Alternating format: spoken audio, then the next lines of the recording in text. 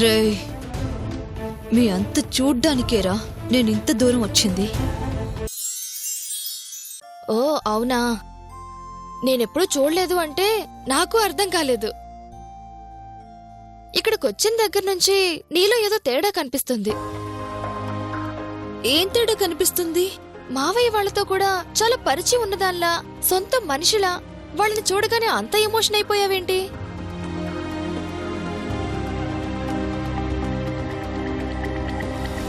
వాళ్ళని చూడగానే మా అమ్మ నాన్న గుర్తుకొచ్చారు.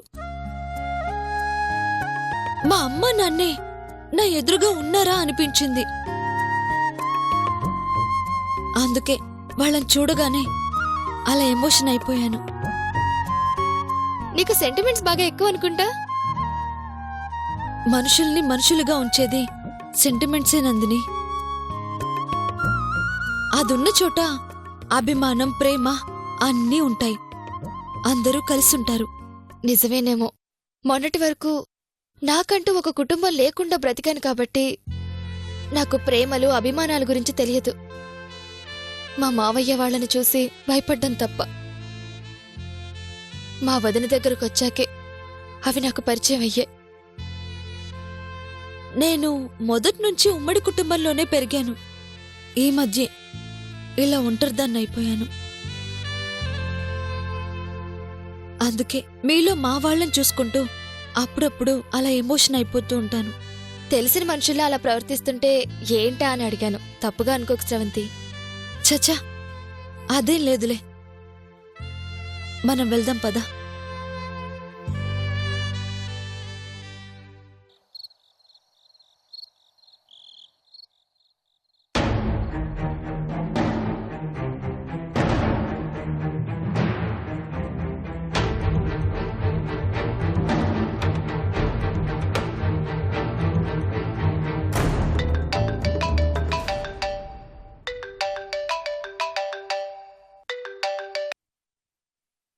చెప్పు, పని ఎంతవరకు వచ్చింది?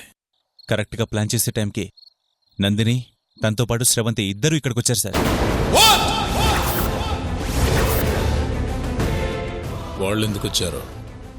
ఇక్కడ ముత్యాలమ్మ గుడికొచ్చే, అలాగే సావిత్రి వాళ్ళ నాన్నని పలకరించి వెళ్దామని వచ్చారట. మన గురించి వచ్చారా లేక మన ప్లాన్ తెలుసుకుని జాగ్రత్త పడాలని వచ్చారా? అలా ఏమీ అనిపించలేదు సార్. పలకరించాలని వచ్చినట్లుంది. వాళ్ళు అక్కడ ఉన్నంత వరకు జాగ్రత్త. మీరు ఎలాంటి స్టెప్స్ తీసుకోకండి. అలాగే సార్. వాళ్ళకి ఎలాంటి అనుమానం రాకూడదు. జాగ్రత్తగా మేనేజ్ చేసి పంపించేయండి. సడన్గా వాళ్ళు వచ్చేసరికి కామైపోయాం. లేదంటే ఈ పాటికి మీరు అప్పచెప్పిన పని అయిపోయి ఉండేది సార్. లేట్ అయినా పర్వాలేదు, ఈసారి ఫెయిల్ అవ్వకూడదు. Be careful.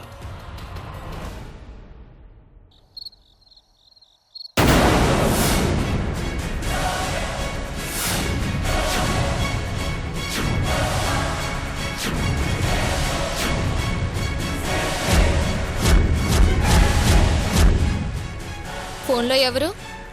అది ఫ్రెండ్.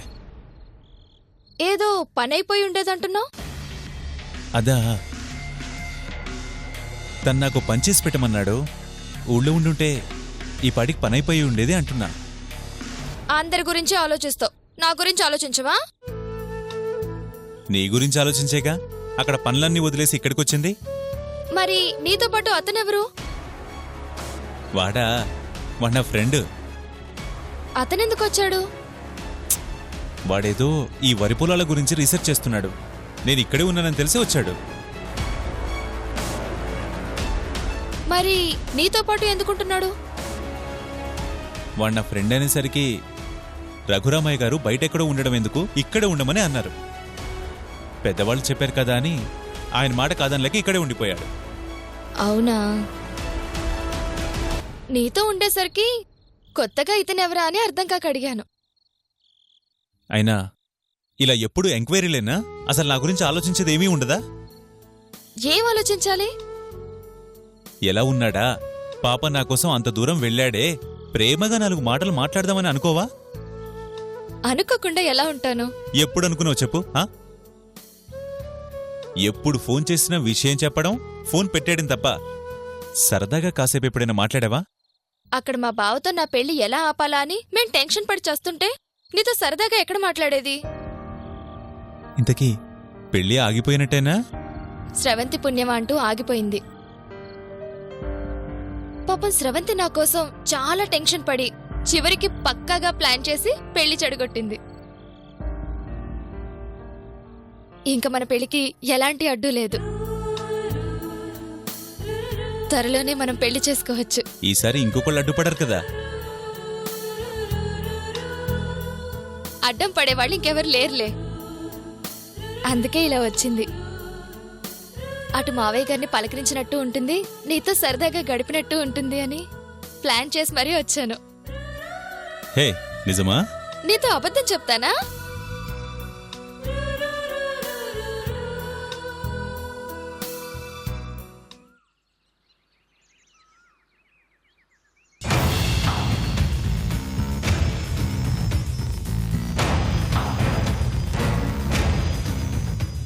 ఏంటి బాబు రమ్మని కబురు చేశారు?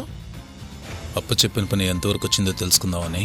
మాదే ఉంది, మా వైపు నుంచి మేం చేయాల్సిన చేస్తూనే ఉన్నాం. మీరు సావిత్రిని పట్టుకోవడమే తరువాయి. సావిత్రిని పట్టుకోవడానికి నా దారిలో నేను వెళ్తుంటే స్రవంతికి మన విషయాలన్నీ చెప్పి ప్లాన్ పాడు చేసింది మీరేగా. పడిన అడ్డాన్ని పక్కన పెట్టాంగా. పక్కన పెట్టారా? పెట్టాం కదా బాబు. మరి నీ కోడలు స్రవంతి ఎక్కడున్నారా? వాళ్ళ గుడికి పోయేస్తామని బెదవాడ పోయారు బాబు. ఏ గుడికి? ఏ గుడికి అంటే బెదవాడ కనదుర్గం గుడికి అయి ఉంటుంది, లేకపోతే మంగళగిరి పానకాల స్వామి గుడి అయి ఉంటుంది.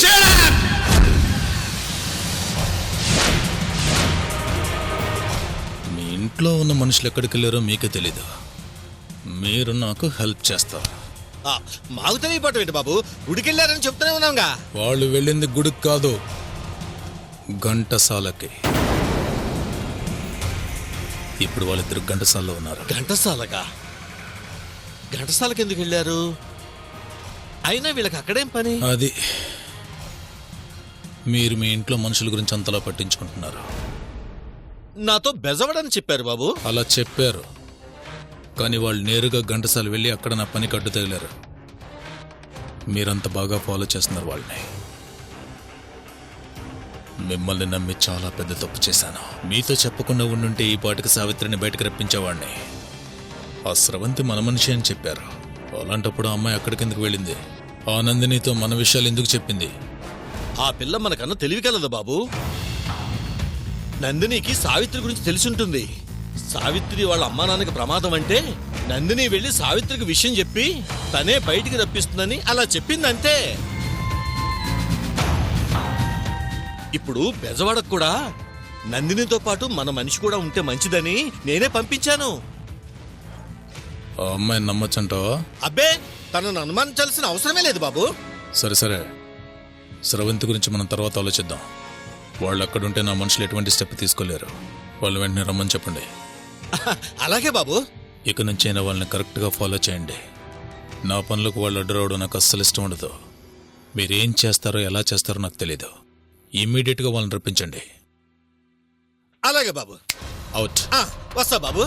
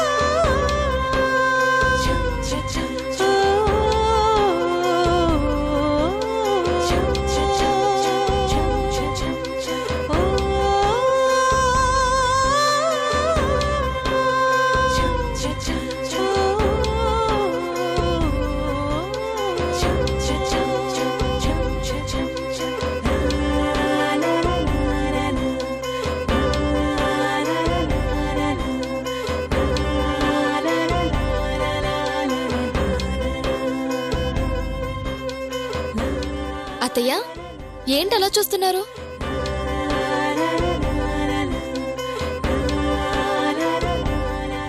స్రవంతిని అలా చూస్తున్నారేంటి? ఏంటోనమ్మా, ఆ అమ్మాయిని మొదటిసారి చూసిన దగ్గర నుంచి సొంత మనిషిలా అనిపిస్తుంది. తన్ని చూసినప్పుడు, తనతో మాట్లాడినప్పుడు మనసుకేదో సంతోషంగా అనిపిస్తుంది. ఎందుకు అనే కారణం మాత్రం తెలియడం లేదు కానీ తన్నలా చూస్తూ ఉండాలనిపిస్తుందమ్మా. అదే ఆశ్చర్యంగా ఉందత్తయ్య. మీరు తనని చూసి అలానే ఫీల్ అవుతున్నారు. తను కూడా మిమ్మల్ని చూసి మా అమ్మా నాన్నలా ఉన్నారని ఫీల్ అవుతోంది. ఏంటోనమ్మా, కొంతమందిని చూసినప్పుడు ఆ బంధం ఏ జన్మదో తెలియదు కాని మనసుకి చాలా దగ్గరగా అనిపిస్తుంది. స్రవంతిని చూస్తే నాకు అలాగే అనిపిస్తోంది.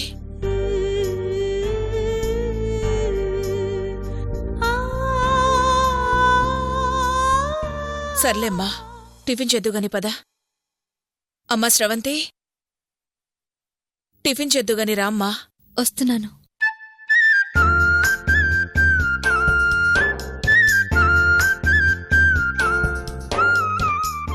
రాశ్రవంతి, రండత్తయ్య.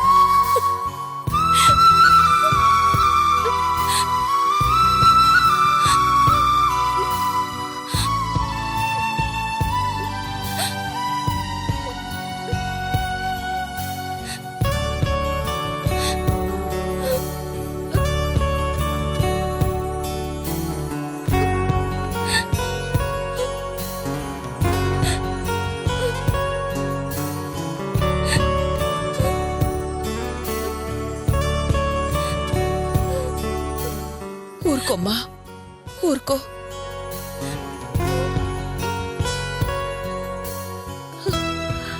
మనిషి వెళ్ళిపోయింది, దాని జ్ఞాపకంగా ఇదిగో ఇది మాత్రం మిగిలిపోయిందమ్మా.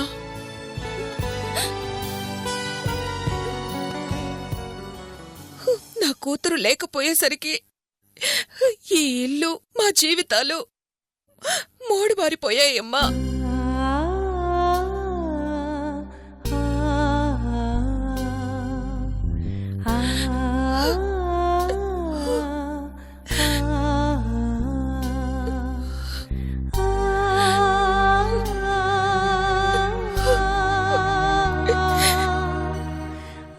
ఎన్ని రోజులమ్మా మనందరి కష్టాలు తీర్చడానికి నాకు నేనే పరాయిదానిలో బతుకుతున్నాను.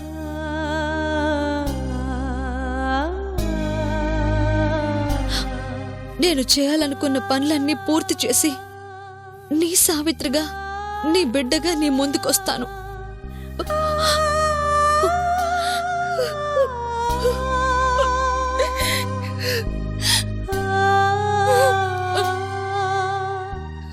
పదమ్మా, టిఫిన్ చేద్దుగానే.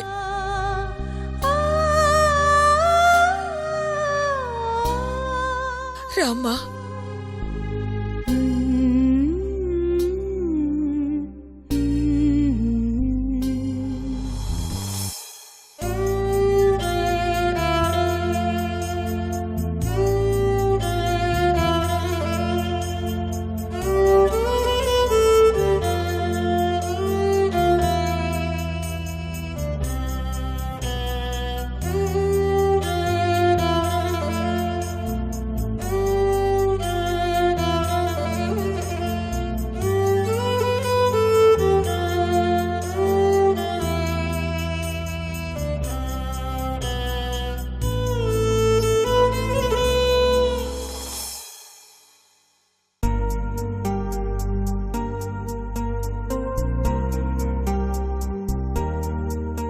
జానకి ఆ? టిఫిన్ రెడీయా? రెడీ అండి. కూర్చోండి. ఏమండి, ఆ అబ్బాయి వాళ్ళు కూడా ఎక్కడున్నారో పిలవండి.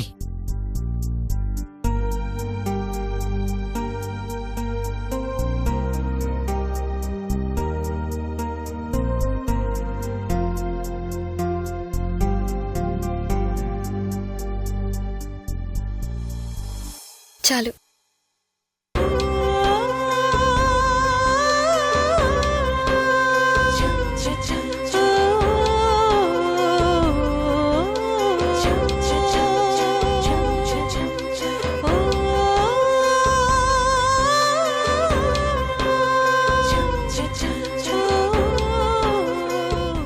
ఏంటమ్మా అలా చూస్తున్నా?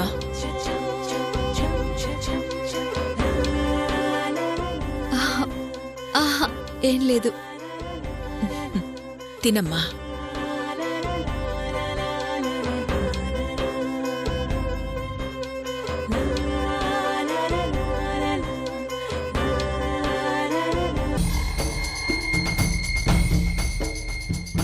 వచ్చిన పని వదిలేసి మనం వీళ్ళింట్లో టైం వేస్ట్ చేస్తున్నాం అనిపిస్తుంది. ఇప్పుడు నందిని వాళ్ళు కూడా వచ్చారు. వాళ్ళుండగా ఏమీ చేయొద్దని ధర్మగారు చెప్పారు. ధర్మగారు చెప్పారు, బాగానే ఉంది. పోలీస్ మూవ్మెంట్ కూడా స్టార్ట్ అయింది. వాళ్ళు మనల్ని ట్రేస్ చేసి పట్టుకున్నారంటే అందరం వెళ్ళి లోపల కూర్చుంటాం. ఏదైతే అదైంది రాజ్, లేపేద్దాం. తొందరపడకు. మనం అలాంటి స్టెప్ తీసుకున్నామంటే దొరికిపోతాం. ఇక్కడేం చేస్తున్నారు బాబు?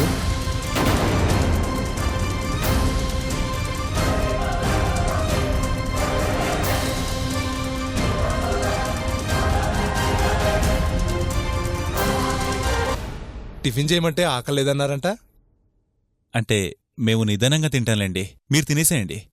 చూడు బాబు, మీ అందరు రావడం వల్ల చాలా రోజుల తర్వాత మా ఇల్లు కళకళలాడుతుంది. అందరం కలిసి తింటే బాగుంటుంది. ఏంటి బాబు, మందంతా ఒకటే కుటుంబం. రండి బాబు, కలిసి తిందాం. రండి.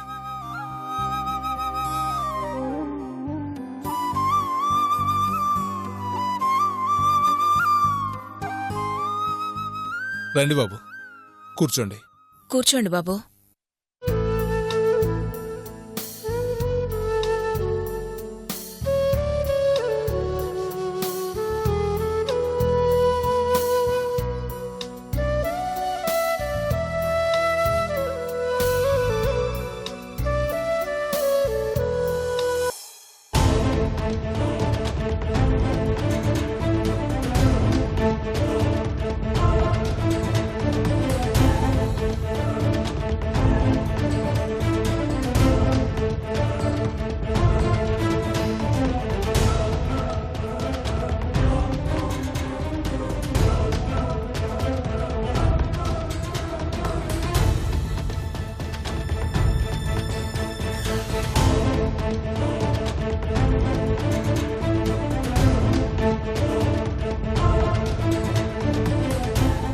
మీరు రాజ్కి ఫ్రెండా?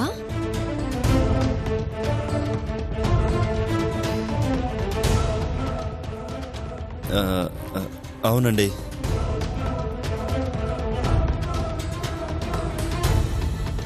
ఇంతకు ముందు మిమ్మల్ని ఎక్కడ చూసినట్టు లేదే.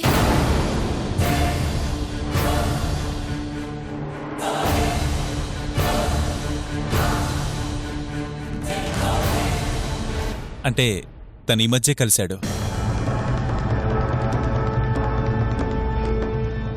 అవునా?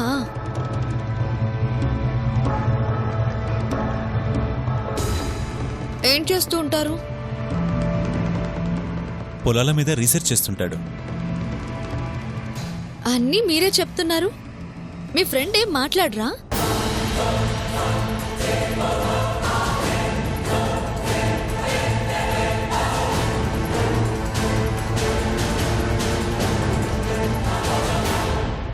అంటే తనకు కొంచెం మొహమాటం ఎక్కువ.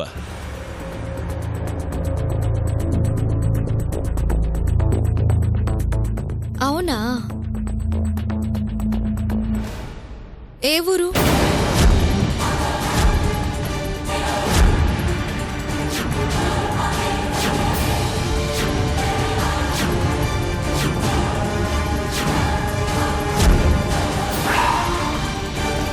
వాళ్ళు అక్కడ ఉండగా సావిత్రి వాళ్ళ నాన్న చంపడం ఎలా కుదురుతుంది?